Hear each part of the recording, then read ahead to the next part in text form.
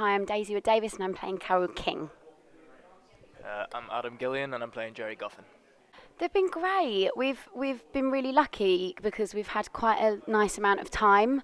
So I think did we do our fourth run through today? Fourth run through today.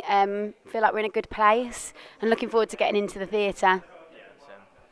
Yeah, I mean, everybody on the team, cast and creative, are really lovely to be around and really good. So yeah, it's been a really fun process so far. And yeah, we've done our fourth run through, so I think we're ready for an audience now. We're ready for the laughs after the jokes, or or not maybe. I don't know. Yeah, and the whole Tapestry album is hugely important to me in my life. I've actually got the vinyl on my wall, and it's been there for years. So, I mean, if I had to pick one out of all of them, it would probably be "You Got a Friend." Used to sing it when I was younger to my nan, and yeah, just have some really fond memories with that song. Yeah, I mean, I didn't know much of Carol's work, explicitly as Carol King, but I would have listened to a lot of like James Taylor's stuff in the car, like my parents used to play in the car and stuff like that. So like You've Got a Friend, Up on the Roof, things like that. I would have listened to and then found out that she wrote them, or her and Jerry wrote them, and was like, oh, blown away by it. It was really cool. I really enjoyed that. Uh, Beautiful, I think, because I think if it's the only song you're going to, Carol song you're going to listen to, you want to listen to something uplifting, and every single time that song gives me that feeling, it's got a really powerful message behind it, and yeah, I think it's one of those songs that it wasn't as well known to me, but it's become one of my favourites. I mean, I'm absolutely going to piggyback on that because it's a great song. I mean, as a song itself, it goes so many different places in one song. But every time we come to that part of the show, I'm like on side stage, like yes, so singing along. It's great. Yeah, I love that song. It's great. Yeah, well, I was just talking about this actually because I'm on stage for such a long time, as you say, and part of looking after your voice is drinking a lot of liquid. I need to make sure I have a wee maybe before I go on stage. Because that could be problematic. So that's one of them. But again, I think this is like, you know, there's only so much we can do in the room. Once we get to tech, we'll realise at what part we can get a bit of water or go for a wee or whatever, and sort of work out our actual sort of journey on the our track in the show. But yeah, I mean, this is the first time I've really done a part that's on stage for the amount of time that Carol is. So it'll be a learning curve for me. I mean, I absolutely have to agree on the tactical way. You just don't know when you're going to get the chance.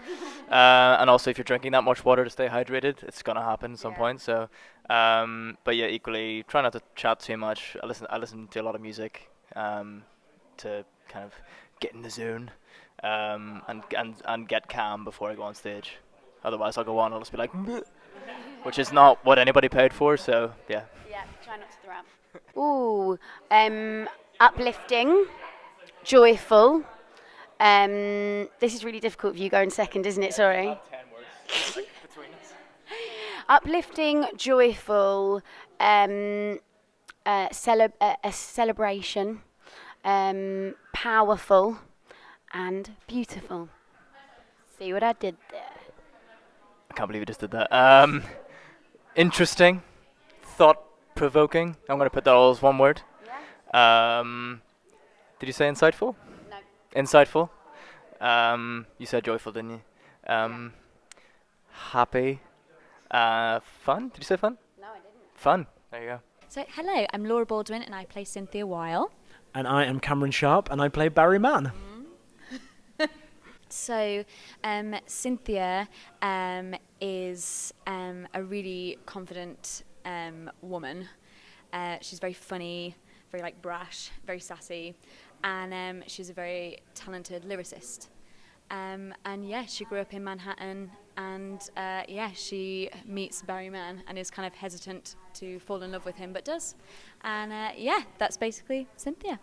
Yeah, and then thank you.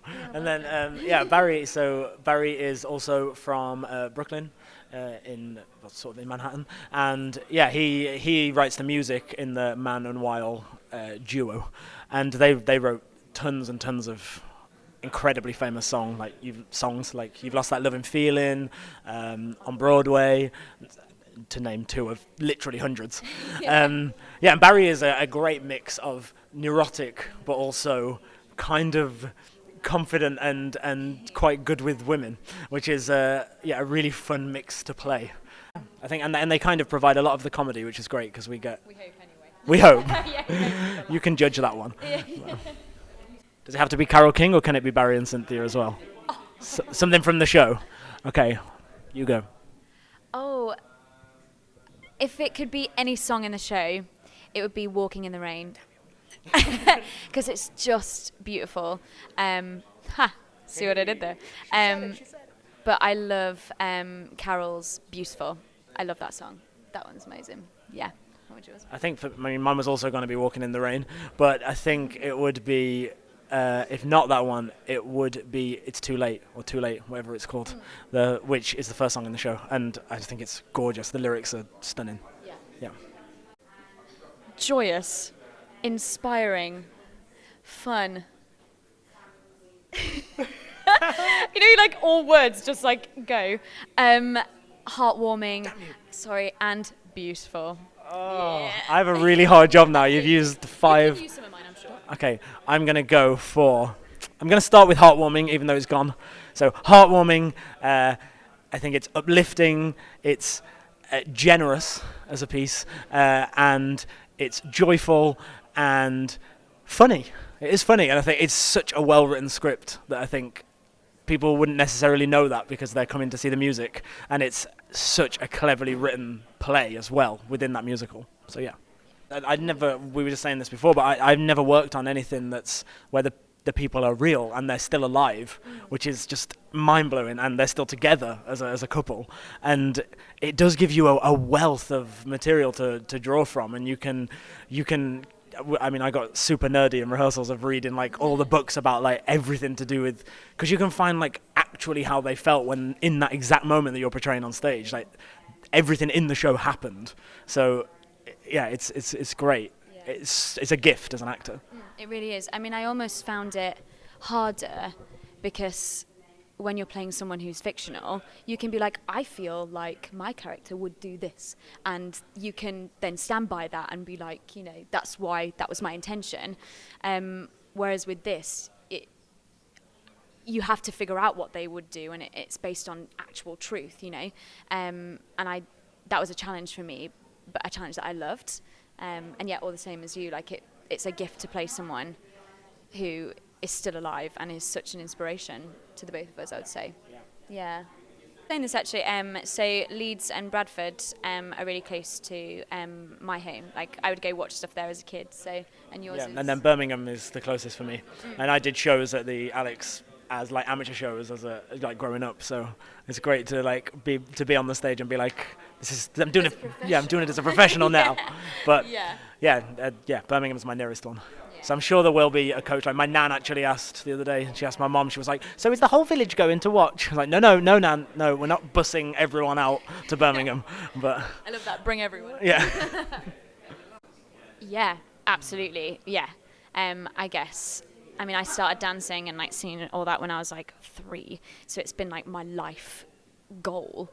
And, you feel like you're constantly almost struggling, and you just like, it just is hard, and even when you get there, it's still hard. So it's finding like the glimmers of hope within it, and yeah, I'd say that's. Yeah, and I think they're a testament to like how important it is to have solid relationships and solid friendships, and even though theirs are all mixed together, their friendships and their romantic relationships are mixed in with their work, but they sort of, within the piece and within their lives, you kind of get a flow of like when they might be getting successful creatively, but then their relationships might be becoming unsuccessful, and it's kind of they're fighting to find that balance, which I think is something we all like kind of grapple with within this industry and probably any industry. Yeah. But Yeah.